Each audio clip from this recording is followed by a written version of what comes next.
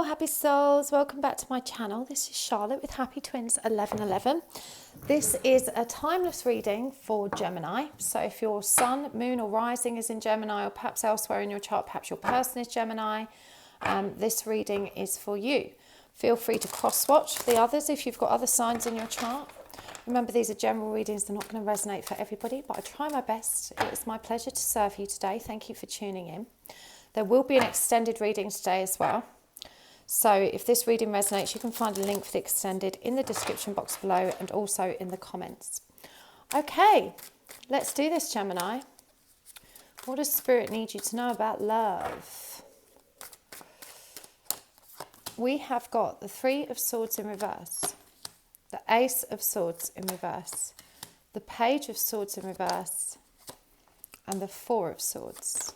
And we have the Queen of Cups, oppression, which is death, or I beg your pardon, it's the devil, not death.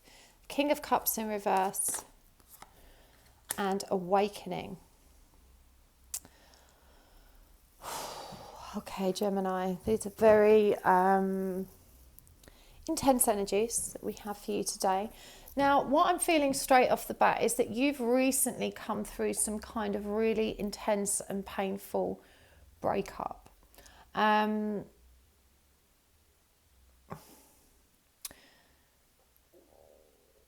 don't think it's this breakup you're healing from. I feel like you're healing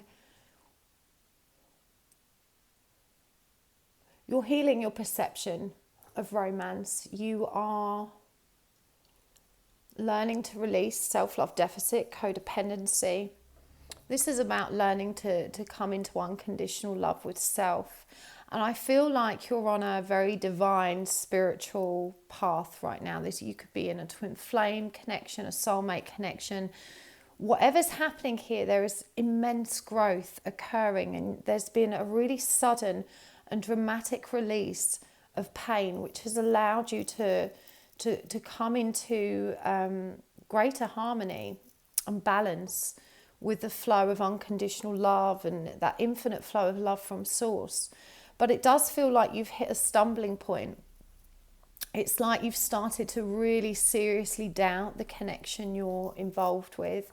You've started to really question whether it was real and true and whether it was for you. And I do feel like the person you're dealing with has been so uncommunicative. You know, they've not been forthcoming. They've not been demonstrating their emotional truth to you. And so you've kind of got tangled up in this energy of, it's like you've taken a back step. There's been this massive period of healing, and suddenly you find yourself having reverted back to some pre-existing state where you just felt so attached and so obsessed and kind of really just unpleasantly stalked in mind, body and spirit by this person. And I'm feeling like you're disappointed to find yourself here again, that you'd found some kind of equilibrium with it. But this person has just kind of, they just repeat the same cycle with you. You know, they come close, they move away again, they come close, they move away again. This is what makes me think it's a twin flame dynamic, because there's that runner-chaser energy. But Spirit is asking you to be aware of and appreciative of just how far you've come. They're asking you to recognize that this back pedal isn't a failure. It doesn't mean that you've really, you've not lost your way, so to speak. You're being asked to revisit all of these feelings again, because it's just another purge. You thought that work was done, and it's not done. There's always more to release. Healing is an infinite process. And it feels like you had kind of lulled yourself into a false sense of security, because for a short time you felt so good. And then something has happened between you and this person. I feel that once again they've just run. They've fallen out of communication. They've probably been deliberately misleading. I feel like they've made a lot of promises they've not been able to keep, including that they would not disappear again. And so this has forced you to question everything. It's forced you to question the journey. It's forced you to consider, am I really experiencing this soulful connection with this person, or am I just, is this the codependent nature that I've experienced before kicking in again? And I feel like this has been really consuming you. But Spirit is asking you to pay attention to what's actually happening here. And we have the Judgment card here. It's called Awakening in this deck.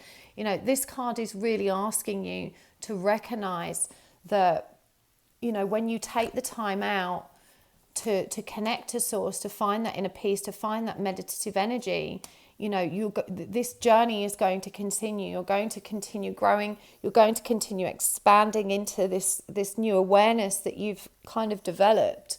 And you just need to hold firm. Now I'm going to pull some cards for you to get some more insights into this person and what's caused this separation, this pain, this questioning. I want a deeper look at that. Yeah, 5 of Pentacles in the World in reverse. So it feels like, you know, this person's just rejected you again. And I feel like they've done this before and you found it a lot easier. And you're just so frustrated that you feel like you've cycled so far backwards. And so there's a tremendous amount of resentment. There's a lot of kind of self-punishment, self-blame. Because you're annoyed with yourself for being taken in again. And I feel like you were never comfortable with the concept of a twin flame or soulmate journey anyway. It never really sat comfortably with you. It's something that you found very difficult to accept. And now that this has kind of happened again and you're tired, you're exhausted, you know, you've kind of had enough of these to and fro energies. But deep down, you know it's not over. You know, we've got the universe here in reverse. You know that this cycle with this person isn't completed, that there is more still to come. And I feel like that just surrounds you with even more frustration because you really want to let go. You know, it's just been so painful for you and you're really disappointed that you're finding yourself still struggling with this same pain, having believed that you've released some of it. You know, in reality, this person has got a tremendous amount of healing to do themselves. They're in this 10 of Swords reversed energy, which, you know, demonstrates to us that they're not really paying attention to the wounds that lie within them, that are creating this kind of push-pull dynamic. I just want to get a bit more clarity as to why they've actually run away. We know there's healing to be done there. That's the primary blockage, but you know, what's triggered this? So we've got King of Pentacles in reverse, 3 of Pentacles, and the Ace of Cups. So in reality, with the King of Pentacles in reverse, I feel this person just was not prepared for commitment. They're not ready for commitment. They're quite possibly younger than you, or that they're just not ready. They're not ready for a serious relationship. This person as well, I feel, is very tangled up with work. There is some indication here of potentially a karmic partner in the workplace. This is someone else that they may be interacting with that is causing a lot of confusion and indecisiveness where you're concerned. But with this Ace of Cups as well, I do feel like, again, with that 10 of Swords energy being in reverse, this person has a lot of healing to do and they're not quite as in love with themselves as they need to be to actually accept your love. You know, I'm hearing that your love is very overwhelming from them and it both kind of magnetizes them and repels them. On the one hand, I feel like they're intrigued and delighted that someone appears to care for them so deeply and holds them in such high esteem. But their lack of self-worth also means they struggle to believe it. And so it's almost sometimes having the reverse of the desired effect. It's like they're kind of thinking, you know, there must be something wrong with this person if they really think I'm such a hero and I'm so great. So I do feel like this person is very triggered by the depth of your love. You know, they've got this idea that you're going to recognize that they're not who they present as, that you're going to find out something about them that shatters this illusion you have of them being so wonderful. So they don't trust in that. And this self-love deficit is for sure a problem, but I definitely think there's some kind of karmic intrusion here. Let's have a look. 3 of Cups in reverse. And the Chariot. So what I'm hearing is they're not necessarily seeing this person. I don't think anything's happening per se, but they are divinely guided towards them because there's some kind of unresolved karma here. So whilst nothing is happening with this person at the moment, I feel like they do feel a strong pull. And, you know, Spirit needs you to know and understand that this isn't personal. You know, they're not rejecting you in favour of the other person because they perceive this person as having something you don't, or, you know, of being more attractive than you. This is literally a case of, fate stepping in and drawing their attention to where it needs to be, which is resolving this karma. And there's an ancestral pattern here that's been rumbling on, I'm hearing, throughout lifetimes, that it's really time for them to wrap that up. And so this Knight of Cups energy, let me get a clarifier for that. And the Hanged Man, or perspective, surrender. So this person, I believe, hasn't surrendered to their heart before. They haven't surrendered to romance before. I feel like they're actually very uncomfortable when it comes to loving. They don't know how to give love. They don't know how to receive love. And this is a lesson that they have to learn externally. They're going to learn the ultimate lessons about love within this connection with you. But for them to begin opening their heart, there needs to be something or someone that's presenting an opportunity that feels less intense, less scary, less risky. And this is going to allow them, and it's only Knight of Cups energy. Remember, we've got this King of Cups here. I think with the King of Cups being in reverse as well, this demonstrates the lack of maturity, whereas love is concerned. So this Knight of Cups is like a growth opportunity for them. It's an opportunity for them to open up a bit and kind of surrender to a relationship. I feel like this person's been very avoidant of love in their past, and because of the emotional depth and intensity of their connection to you, and the fact that they don't have any experience of this, it just doesn't feel safe for them to explore it. And they need to have this interaction elsewhere. Now, as I said, there's some kind of karmic resolution that needs to occur here in this connection. We have got the Emperor in reverse. So this tells me as well that they're learning about love and control and love and manipulation, because I believe this person has grown up seeing betrayal and dysfunction and toxicity in relationships being demonstrated, possibly have very narcissistic undertones in both parents in terms of how they manipulate one another at an emotional level. And this is going to be something that is present in this karmic connection that they're likely to experience. So I know this is very difficult for you to hear. They've disappeared again. You've certainly been feeling absolutely devastated about this. But this work colleague, this person, they're kind of, they've got their eye on. I don't see that anything's happening yet, but there is something on the horizon, and you just have to trust that it serves them. That if this person is your twin flame or soulmate, they're going to find their way back to you. But this period of time is an opportunity for your growth, because, if this person's your twin flame, union cannot occur until you both come into union with yourselves as individuals, in particular the divine feminine energy. So if you are the divine feminine in this connection, you have to understand that union with your counterpart is not the ultimate mission for you at this time. At this time, you've got to align with your own truth, and you have to release codependency and self-love deficit. So long as that energy exists within you, it will continue to repel your counterpart. And energy doesn't lie. A lot of people that are on this journey will start saying and doing the right things that they feel demonstrate their lack of codependence. They will start behaving and acting in ways that demonstrate that they are unattached, that they're loving themselves, that they're not chasing. But that's not enough, because energy doesn't lie. You can't just pretend, you can't just play it cool and not chase them and expect them to come running back. And that's the 3D paradigm. That's what happens in most 3D relationships. You don't chase the guy, you be a bitch, and they chase after you instead. But that isn't going to happen in this connection. You can't fake that state of being in love with self and genuinely satisfied and self-sufficient in your emotional self. So energy doesn't lie. And I feel like you've lulled yourself into this false sense of security, because when they were back on the scene, you were feeling much better, you were much calmer, you were more measured, you had a great handle on your communication, you weren't chasing or, really being in that energy of codependence, but it does still exist within you. And this is why it's reared its head again. And you really do need to address it. So let's see. What is the guidance for you in the short term? What do you need to do? Okay, this one's just turned over. So that's a page of crystals in reverse. Okay, I'm going to say this quite firmly because it's coming through quite firmly.